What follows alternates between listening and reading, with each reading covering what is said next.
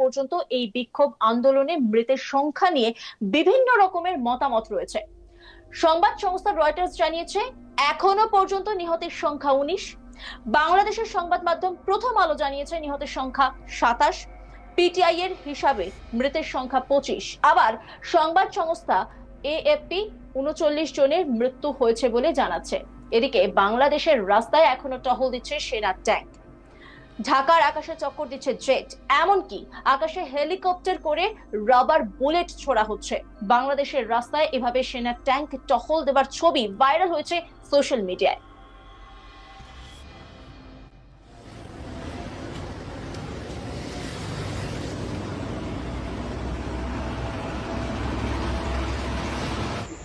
Tank বের হয়েছে ক্যান্টনমেন্টের থেকে।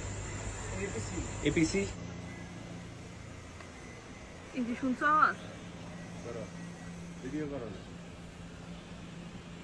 আবার আসতেছে আবার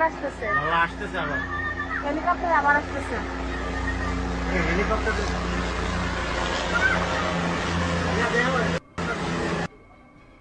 ওমা উপর থেকে ইয়ে ছাড়তেছে।